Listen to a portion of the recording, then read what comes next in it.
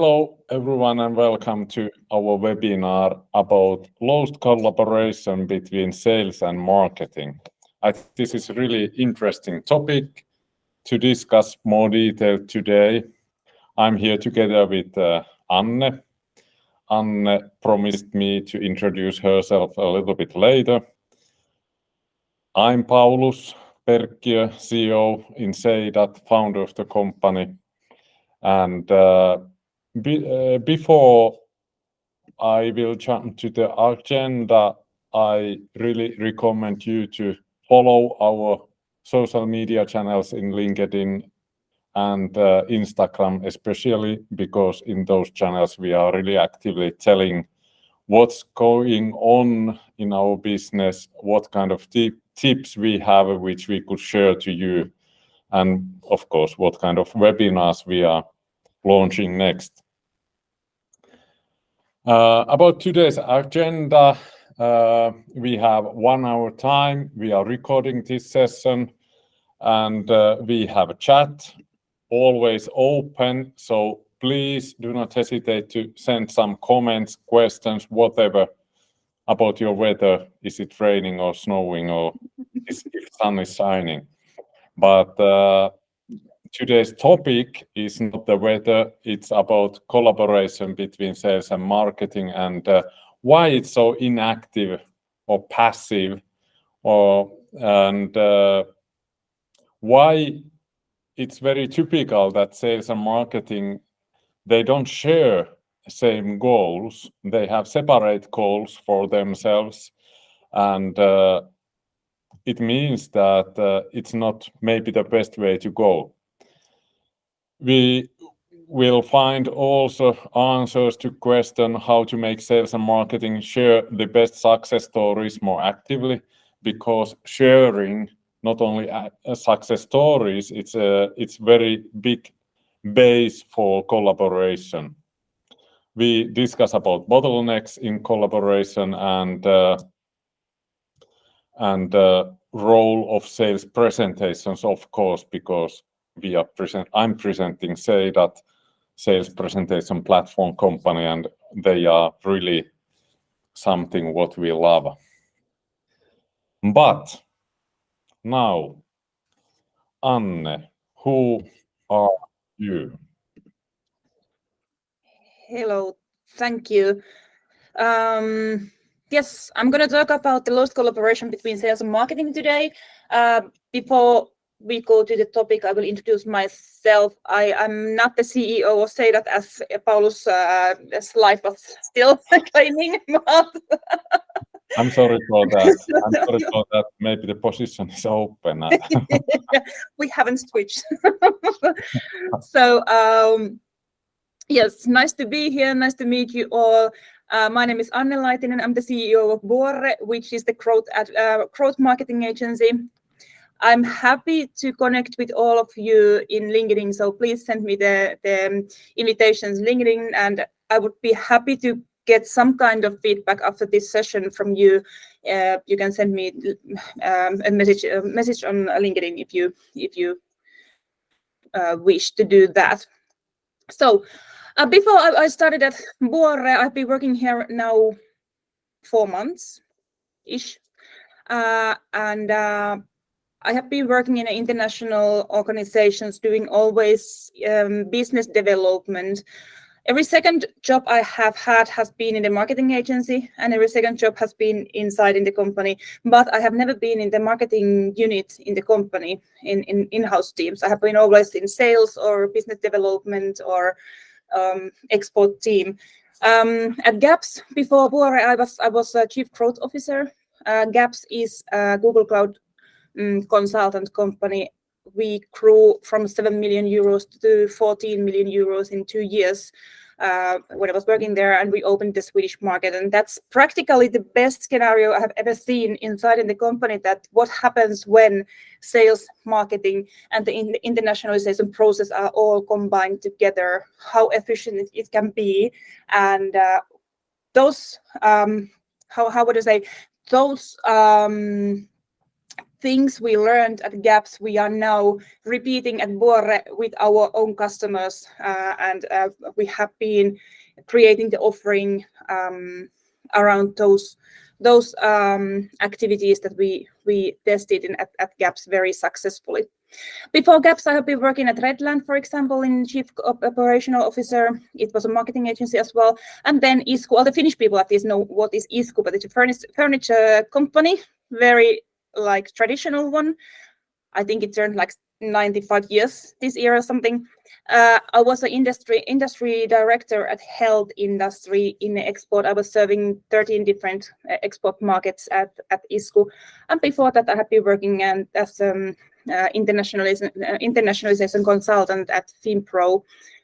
That has been already like 10 years ago. I was working mainly software and digital industry companies, Finnish SMEs, internationalizing them. But CV-wise, this is who I am, but who I actually am, I'm a loud person, loving to laugh, and I use lots of sarcasm, so this is a disclaimer for all of you that you know that I will be joking a bit here as well, so don't get upset. I love shoes. I have 140 pairs of high heels, so Paulus is shaking. I can't understand that. But it's kind of like hobby. Somebody are collecting stamps, I'm collecting shoes. I love Italy, I love coffee, I love good food, and then it's kind of like the opposite thing, that I also love the silence and calmness in the island and the archipelago and in the sea, where we have the summer house, and we spent there practically whole summer. And my passion is gaining the international growth for businesses, the Finnish businesses or international businesses.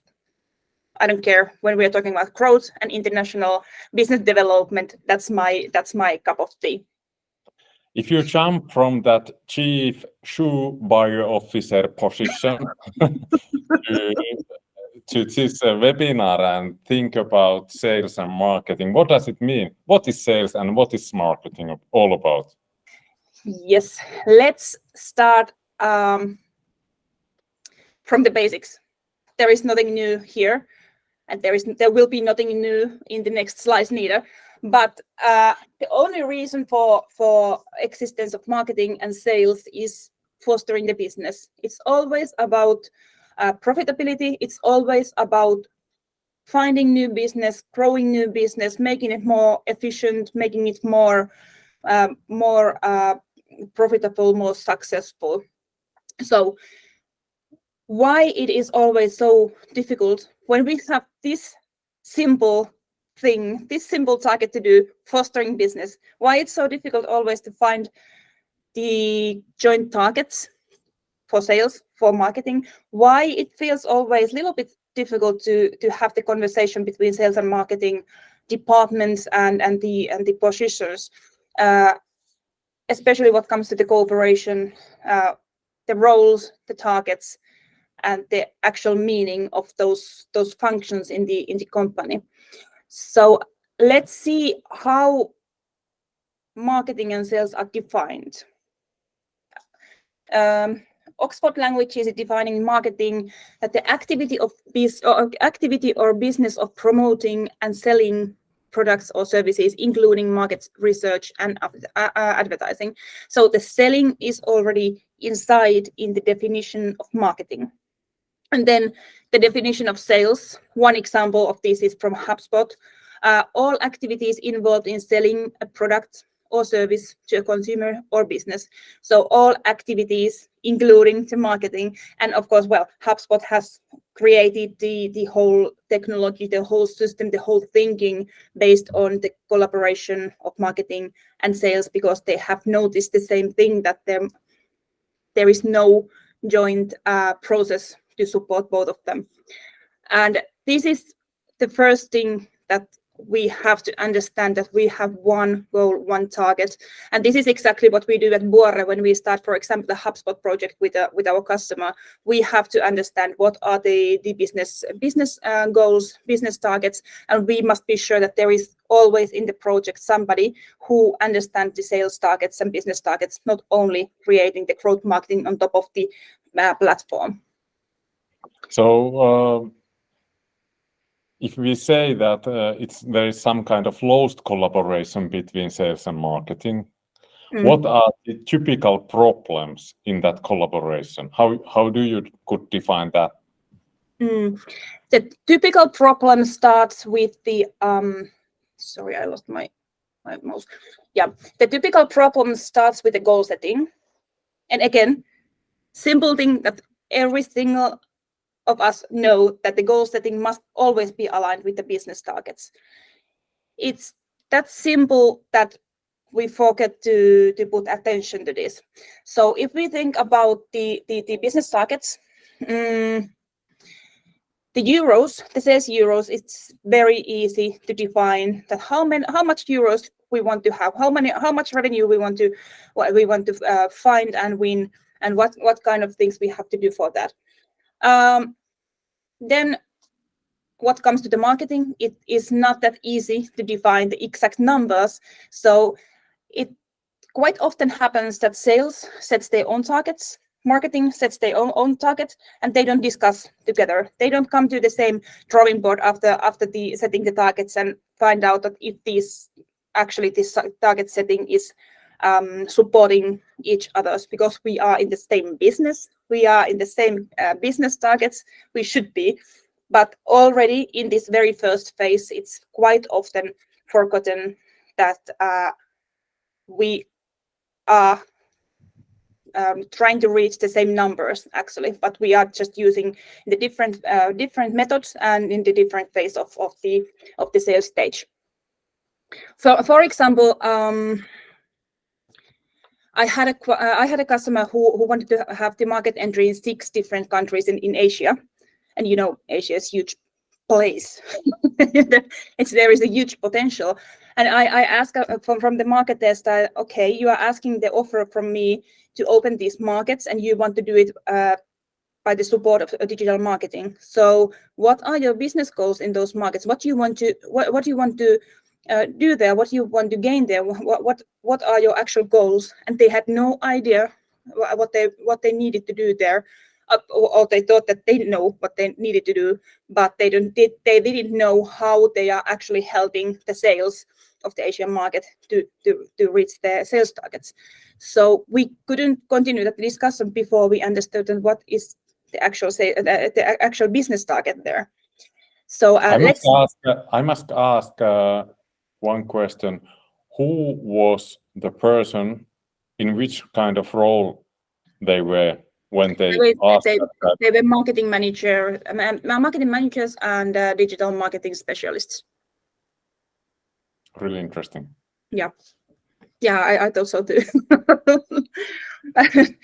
And of course, we could say that we can give you the offer and we can start to do something there, but there is no impact on that project or in that cooperation between Buorre and that company if we don't know what we are aiming to.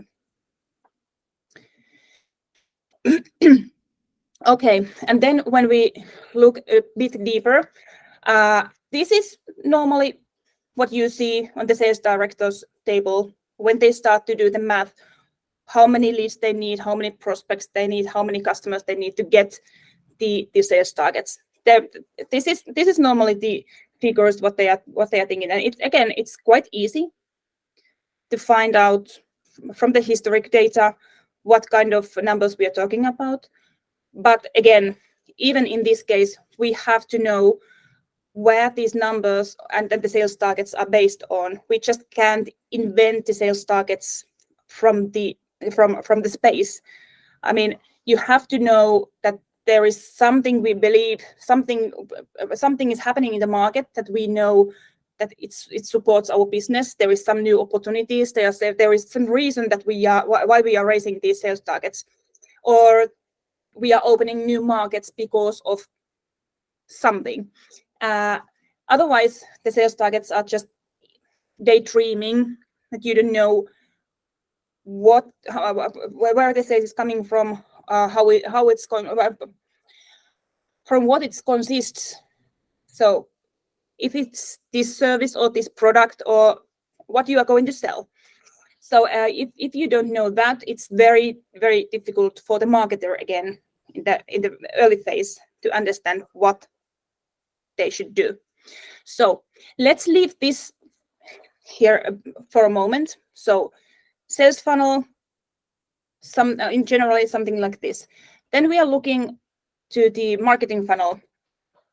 It might look like, for example, this. It means that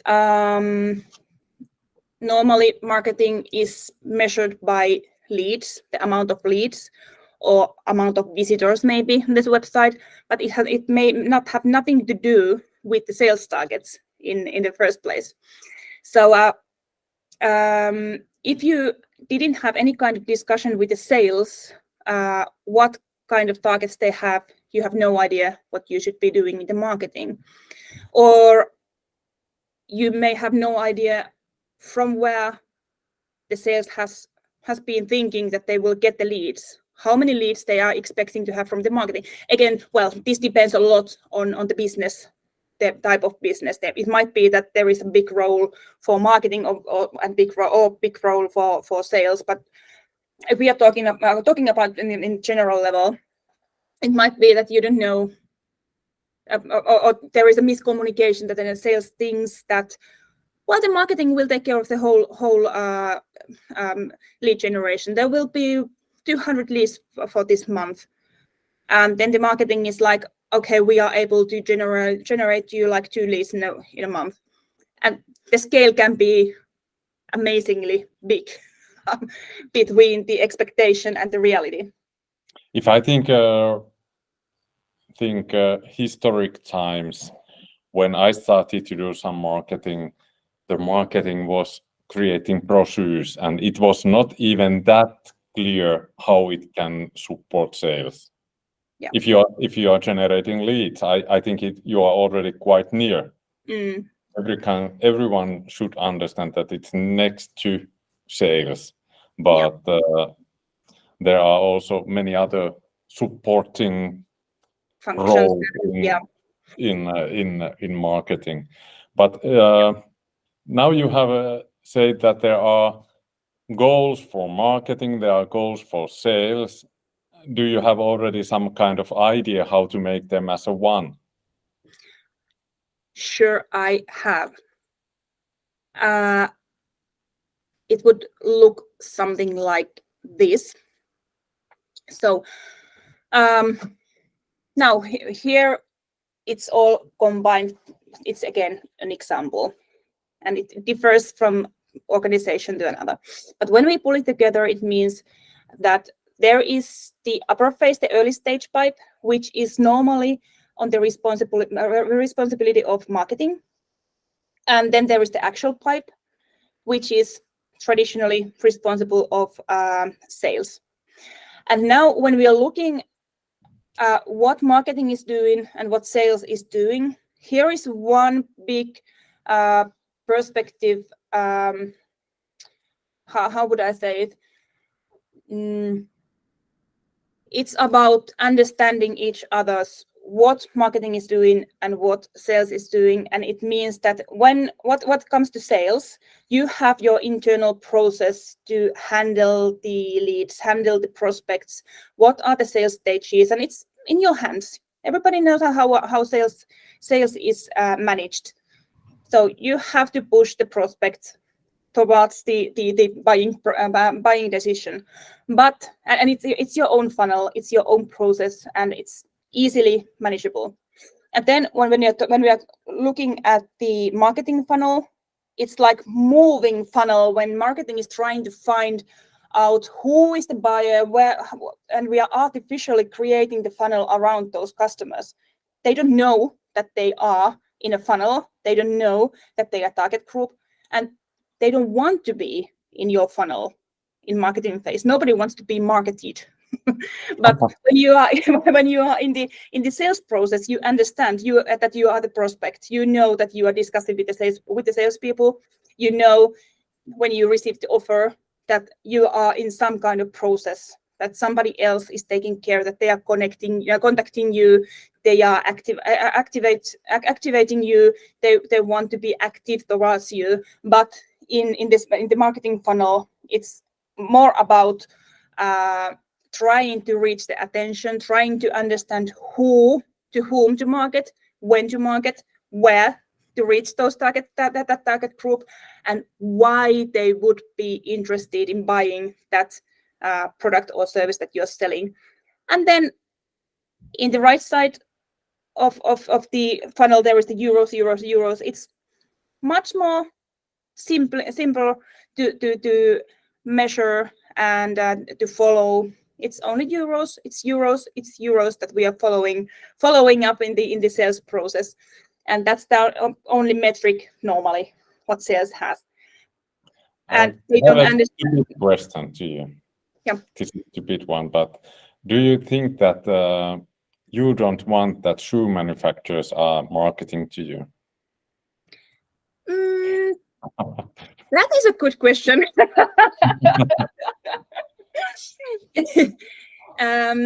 No, actually, I don't want them to market to me like that. I notice that they are willing to take my contact details, for example, but I want to be in one of their like community, for example, or I want to belong to that group that has exactly those special shoes from Minna Parikka, or because they are recognizing each other. So. Yeah, because I think this is a really interesting question about. Typically, people don't want, as you say, but on some point, if they are really enthusiastic of something. In that situation, it changes a little bit, but still, you don't want to give them contact details, but you want to be in that inside group. In their bubble. Yeah. So in sales, there should be understanding how much work it requires when one lead comes through the marketing channel. It's not only that they send one newsletter and 100 people wants to contact our salespeople after this. It doesn't go that way. So the interface between here in SQL and meetings, it's very important how we are acting from sales and from marketing on that interface, that all the data is flowing up or down and up and down in the funnel. So we have to understand in sales as well who we are marketing and why. And in sales, in marketing, we have to understand that what kind of leads, for example, in which channel are the hottest ones that are actually giving the sales to the sales department. So we have this same webinar also in Finnish, and in that webinar we were discussing. There was a question about. I can't remember exactly the question, but we discussed about marketers and salespeople, that we now divided still to the two parts. And then if you think about the sales work, salespeople are really often using some kind of presentation materials, for example. And it's very typical that they think that it's not their responsibility to create those. At least they need some support from marketing people because they are more talented to do that kind of work. And that's one good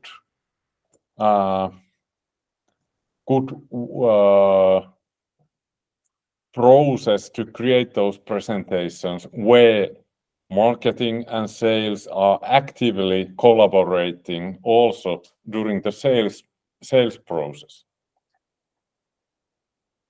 Yeah, and finding out what are the actual needs from the sales presentation, for example, what materials the sales is using. It's very valuable information for the marketers as well, because if there is some message in the presentation which is working very well and which the sales team is using, it might be that it should be used publicly somehow in other marketing as well. So there is lots of data that we are able to use and utilize in different phases, in different. Well, I still say departments because more or less marketing and sales are still different departments. But I would like to add also another vice versa example from our Seidat team. Heikki is really active in social selling. He's really actively doing videos and that kind of content, but he's a sales manager in reality. But he's publishing them in social media, especially in LinkedIn, and it's part of our marketing, what sales is doing. There it goes vice versa. So Yep. he is helping our marketers to get Exactly. Yeah, it's always a dialogue. We are doing the same business, we are supporting the same business, we are developing the same business. So again, here, if we are talking about this picture here now, in every single phase that we are seeing here, it's possible to define a role for marketing and for sales.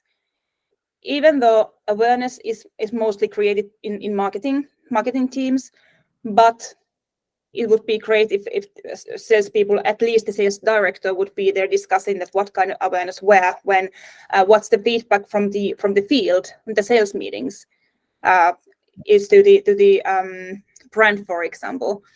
It's also possible to set the metrics here in every phase if we find it like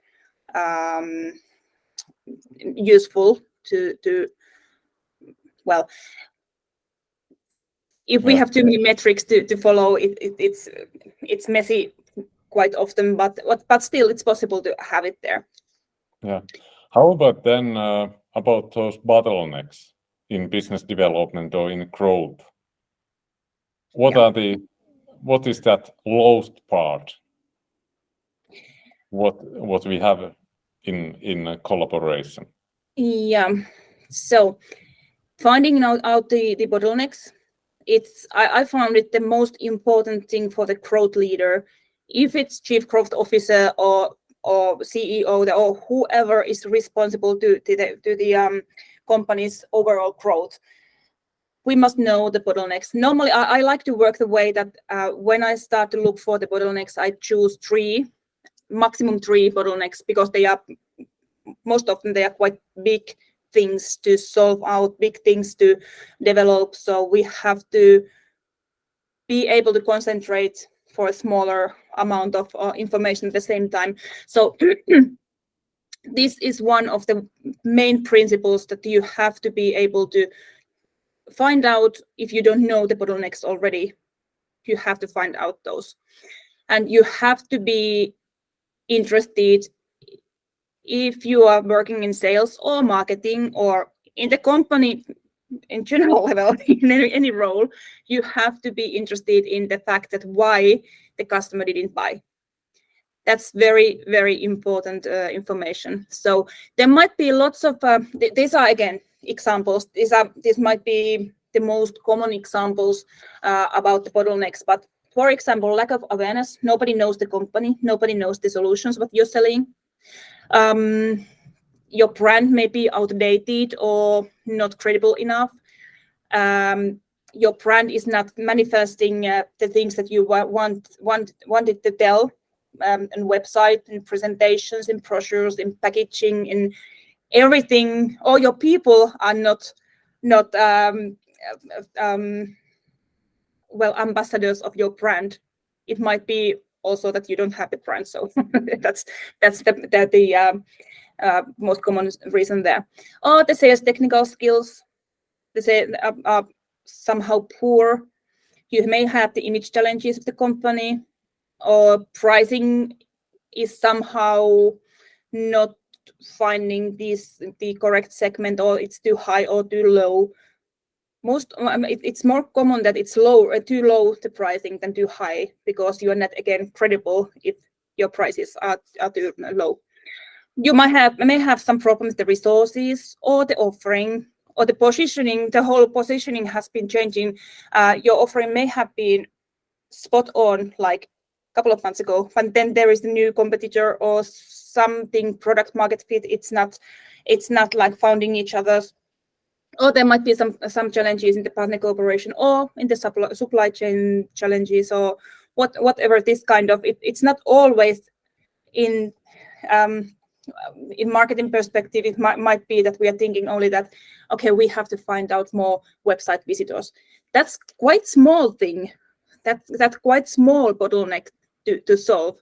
Most probably there is something bigger behind that, some bigger challenge to find out and to solve before.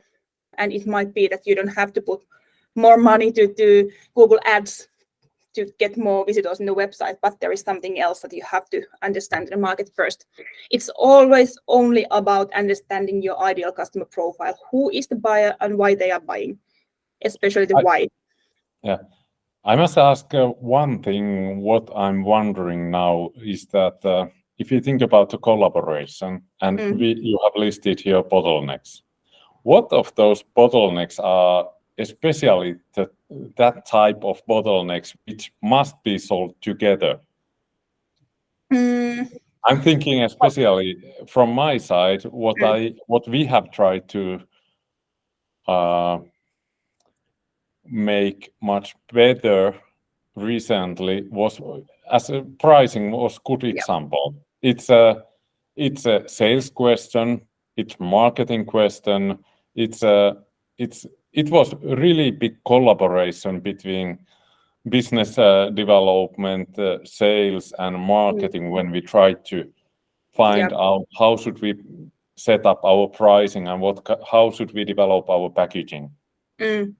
Yeah, that's quite good example. There might be that you have to have the product owner, you have to have the market information, and you have to have the salesperson to say that I'm not confident to sell this because I don't have the trust that we know exactly what the target group is thinking. So I think this is actually good picture to answer to that question as well. When we're talking about the supply chain, and there is a big role for marketing in every phase. If we are thinking about the pricing, or if we are thinking about the offering or packaging the offering new way, we have to understand the market. So our perspective always to the marketing is that it is supporting the business, it is developing the business. It depends a lot of the organization, what type of how the organization is organized, what kind of role the marketing has. Has it only we are creating presentations, we are generating the leads, or we are just producing the brochures, or does it really have strategic role in the actual business? So this is the picture of the very simplified and one type of supply chain that it's just easier to explain via this simplified picture. Marketing has a role in every phase, and it might be, if it's built correctly, that the metrics are also set based on the supply chain.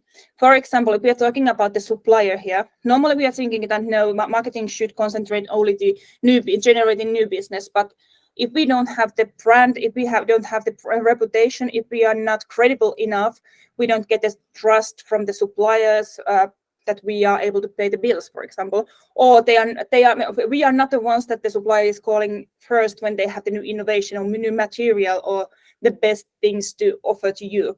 So it's about relationships, it's about the brand, it's about your credibility, how you are convincing even your suppliers. And then when we go to the manufacturer in the company itself, where do we need marketing? Let's go to the customer base, the next phase, but also for R&D projects, we need the market information for R&D, that they are able to develop the solutions that fits to the market, to the segment group. If we don't get that feedback, there is no product market fit, there is no new products coming in, or there is no information what we are doing wrong, why they are not buying, how could we be better. And then when we start to negotiate, for example, with the distributor, if we don't have the unique selling point for the distributor to tell, they are selling to the competitors' products. You might have the contract with the distributor that, hey, you can sell us. But if you are not clear enough that your product information is not on place, your brand is not strong enough, or you are not active enough, you are not visible for the distributor.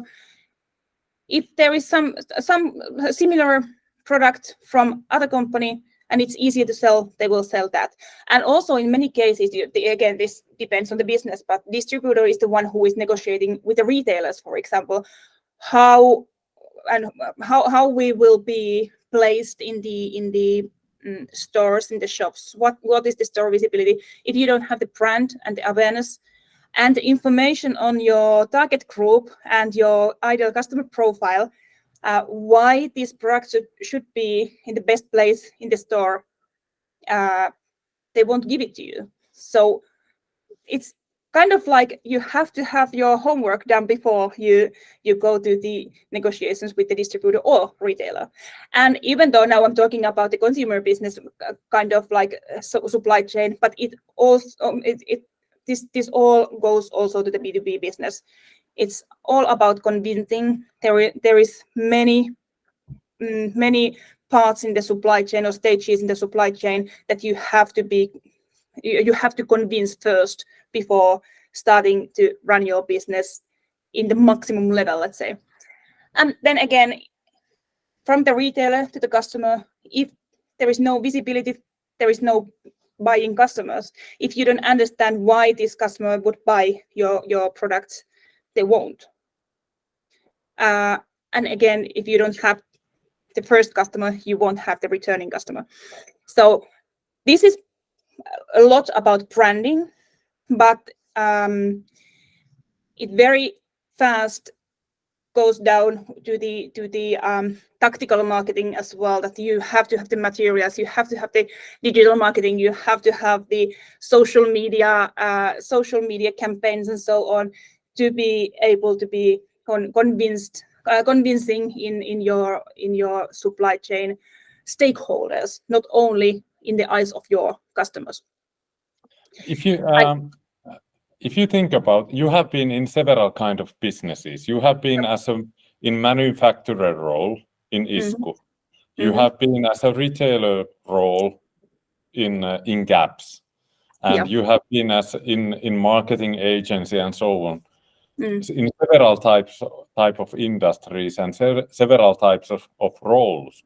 But if you think about from sales and marketing point of view, which of those roles in that supply chain are most challenging ones? Can you define any big? I would say that the biggest challenges we had at ISKU when we were selling internationally via the partners, the distributors and the partners to the world, because again, a chair is a chair is a chair. Yeah. And we had value added on that chair. It was antimicrobial chair, so we had something else. It wasn't just a furniture. And to be able to convince that partner in Dubai, for example, to try to describe that we didn't have that we didn't have brand awareness in anywhere outside of Finland practically. Yeah. So nobody knew that ISKU is very high quality furniture provider. Then we are trying to sell something invisible for them, which was the antimicrobial feature on the furniture. Yeah, exactly. Why would they believe me? Of course, I had the researches and scientific proofness and everything, but still, hey, you can buy these from the internet. I was like, well, I'm from Finland, I won't do that. And soon we are in this kind of conversation. So we had to have very strong scientific proofs to tell to the distributor who was talking to the infection control people, not only to the purchasing department in the hospitals, for example. And then we had to have the personal connections because of the cultural differences as well. That we have to be always there. We have to know the grandmother of the buyer and the whole family before they were able to trust us. So and then how to educate the end user and for example, the cleaners and the nurses that there is something different in this table or this chair that we are using here. So it was a lot about the marketing and cooperation between R&D, between universities when we're doing the research there, and then the sales organization, the local sales organization. The supply chain was like huge in that business. So I would say that was the most difficult thing to do. And then it was an actual product that, again, we had to like move it, then move the actual physical furniture to from one country to another. So there were lots of difficulties on the way, that how we communicate the quality, how we communicate the scientific things and everything. So yeah, and I could believe that if you would like to say something about from your last experience, you were in another position, and then maybe you had some problems how to get all the information what the product manufacturer is software developer has done. Yeah, exactly. And well, that's kind of like different position. And at Gaps we were working with Google, with Monday.com, with Freshworks, huge companies. And even though we were the reseller and they were supposed to serve us, and they did, of course, but the amount of information is huge. It's enormous. So how to utilize that? What can we even ask there, and how we will utilize those, and how we will add the value for our customers? And so yeah, it's kind of like totally different perspective from So in this supply chain, normally we found the biggest bottlenecks to solve. And again, there should be a role for marketing in each phases. If you don't find it like naturally, you should think a couple of minutes at why we don't understand what marketing could help us here. The problem comes quite often from the marketing roles, that if you have an in-house marketing team, there might be that it means that you have one graphic designer, or you have one digital marketing specialist, or you have one marketing manager who should be able to do everything. So in that kind of cases, it's wise thing to buy the marketing outside, or the support for marketing outside. So and now when we always look marketing from this perspective, that how we are able to serve the different phases and different stages on the supply chain, and we are calling that value chain marketing. Phase after phase after phase, it's all about convincing somebody that we are the correct partner for you. We are the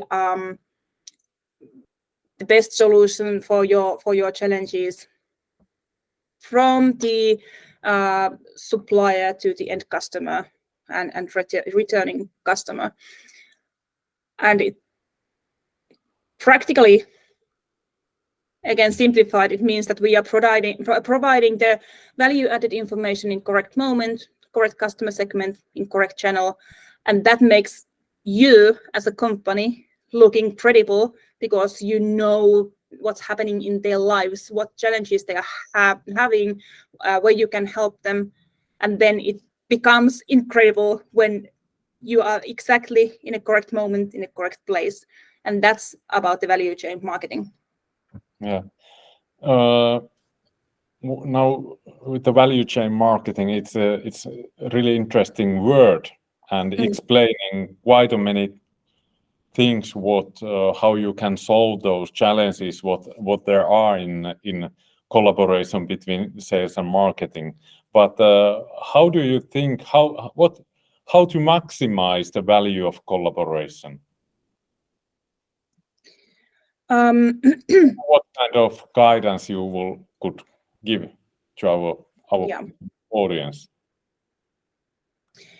Let's say it that we should start to do things hand in hand.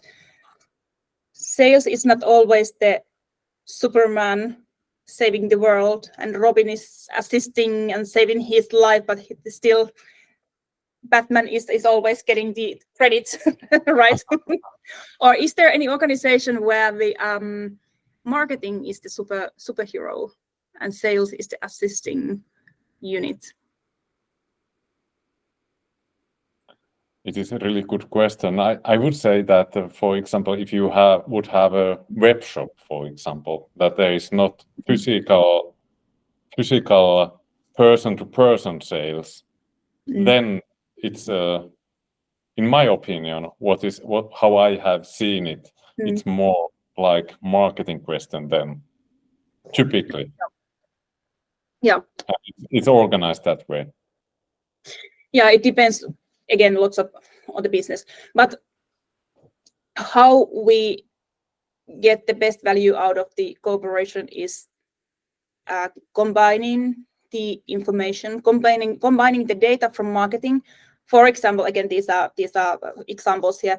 What is the correct message? What are the correct channels? What is the correct timing to reach your target group? What kind of conversions there is? What kind of competitor information we can gather? What's the positioning of your company? It might be changing. It depends. We are living in a changing world. We would like to stay here. It depends a lot what the competitors are doing.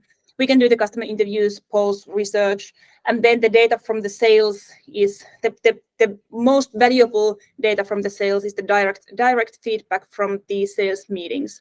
So we have the cold data where what we can analyze and utilize, and of course from sales figures we can analyze those as well. But then the human touch, the feeling, what the salespeople are getting from the meetings, that's very important data as well. Even though salespeople would like to measure everything, we can't measure the feeling, for example, but we have to add it in the same basket of information that when we are creating the ideal customer profile. We can think about the prospect's behavior in different sales phases and so on. And kind of like in that pressure, we are able to create the diamond here, which is the ideal customer profile. And that is something that sales and marketing should be interested to develop. What kind of information we know about the customer or the potential customer, what we don't know and what we want to understand. So it helps the salespeople's work, it sales and marketers' work, and it's constantly developing a thing to gather the information about the ICP, because again, we are living in a changing world. The ICP doesn't remain the same. It changes all the time. People are changing how they are consuming things, where they are buying, why they are buying, when they are buying. Everything is changing all the time, and it's something that we have to run after all the time. And when we have this data and this ICP, and we understand the customer, what we can also forecast easier what they are buying and when. The CFO is also happier when it's easier to calculate what was the return of investment of marketing and sales together, what's the customer acquisition cost, and how much that actually brought more money for the company. So that is the biggest message here, that you have to discuss together with salespeople and marketing people what is your ideal customer profile, and how you utilize that information in your daily work. And after that, sales and marketing are happening ever after. It's like marriage from 50s, that everything is lasting and everything is happy. Everybody is happy. Yeah. I would say also that one thing what I would like to add to this discussion is, of course, technology. You mentioned HubSpot in the early beginning. I would like to add Seidat. And what we do in Seidat, we are supporting our customers to enable winning sales flow from early marketing stages until the end of signing the contract. Our customers are using Seidat quite a lot in lead generation. Before the meetings, when they are contacting customers, they send some introductions. They use that in meetings when they are presenting something. After the meeting, they send some sponsor letters and then create proposals. And if you think about that whole process, it's one good example where sales and marketing are collaborating very heavily. And typically, it's not exactly that easy. It's not only marketing and sales, but there is also product management people. There are sales concept developers, and if you think about, we add those resellers here, then it's totally very hardly managed processes.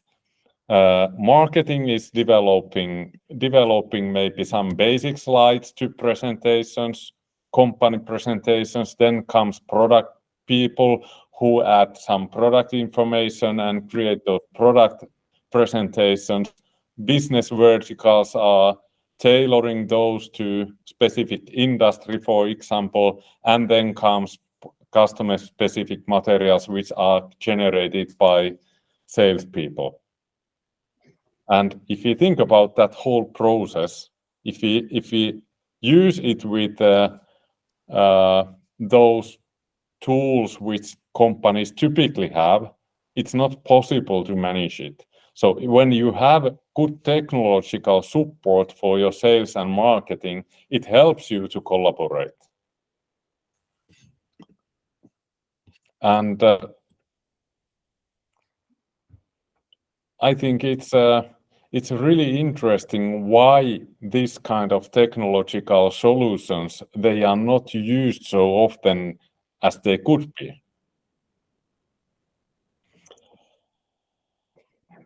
Do you want to add something, or should we jump to summary part? No, I was starting to think about this and why the technological solutions are not utilized as well as they could be. But I think, again, it's all about the lacking joint process, that quite often there are different tools for sales, different tools for marketing, even though they should be the same tools that they are using, the same funnel, the same process. So and then when starting to use the new systems and new tools, it's always about well, we have something like this used in marketing, but we don't know anything about that, and we don't know how to utilize them. So if we have one business development process in the company, it's easier to take the technologies into use when everybody are using them the same way. They are supporting everybody's work and they understand every single phase that what's in it for me again. Or then you have this kind of roles like chief revenue officers or who are joined. But to have those joint roles, there must be to come out of that situation where there is lost collaboration between sales and marketing. There must be collaborative processes, including both sides, sales and marketing. And in those processes, it's really important to understand that they are different type of processes. So in marketing side, you maybe don't know always, you don't know the names, who are the potential customers. You know something about the ICP, but you don't know maybe their names. And in sales, because you have all contact details, typically you are contacting with someone, it's much more easier to manage that whole system. But we must accept that, And when we accept that, we can do better collaboration. And then it's easier also to set those goals, so that those goals must be set together, not separately in sales and separately in marketing, but put them together and create that kind of goals which are easy to measure. In marketing, what I have seen many times, those goals are something which are not so easy to measure. They are more like quality-like goals, but you must also find those amount of leads, amount of visitors, and that kind of measurable goals. Then it's much more easier also to collaborate with salespeople. And this value chain marketing, I think it's a great new idea how marketing could be organized. And when you think about the value chain point of view, it's always idea is to support sales during the whole process. And without understanding the ICP, ideal customer profile, it's not possible to build that collaboration. It's like a diamond which is a shared diamond, which is creating that collaboration possibility.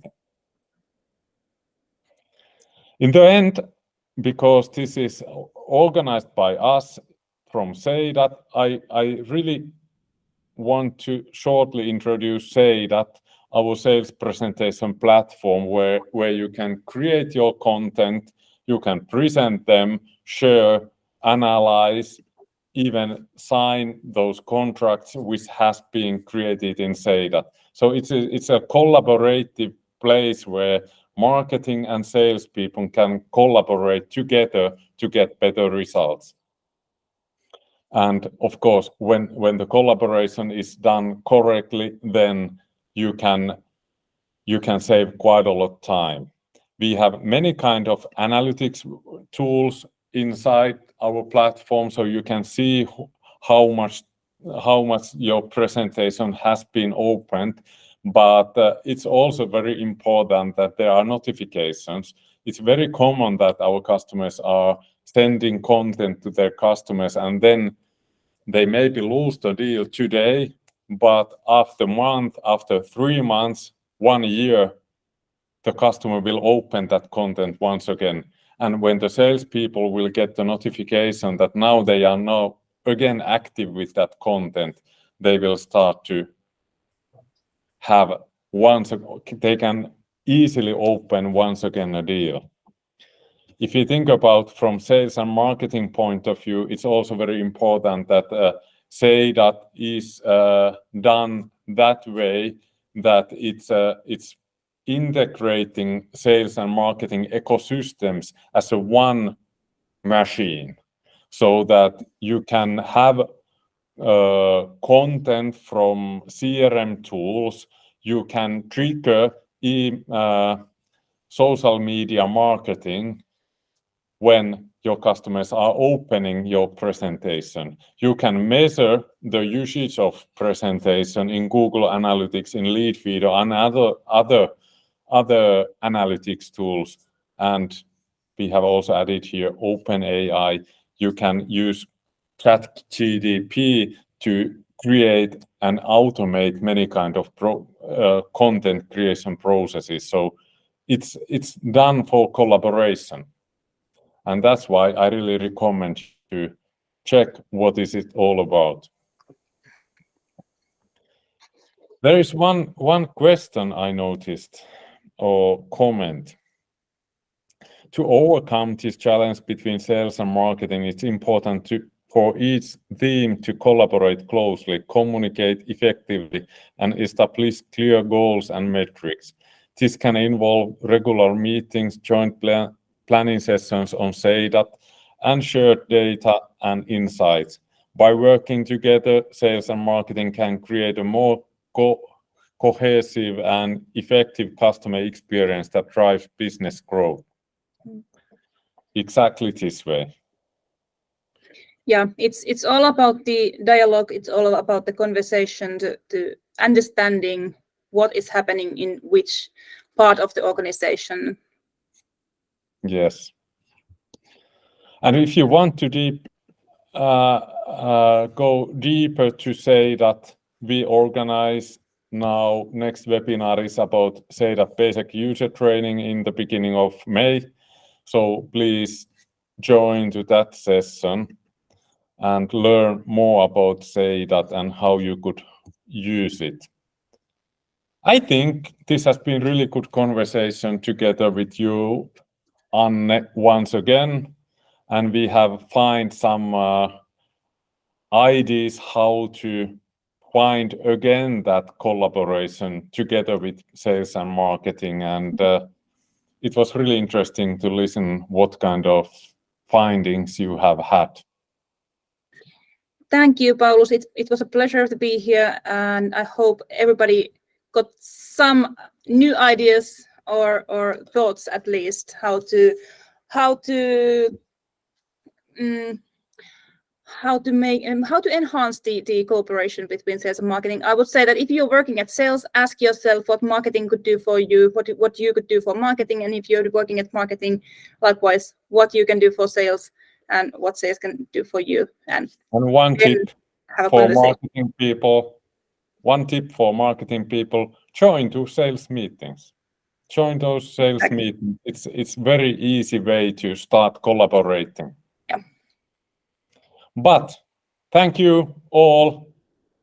See you in next webinars, and I hope that you will start collaborating more actively and you will get better results and you can achieve new records. Thank you. Thank you, everybody.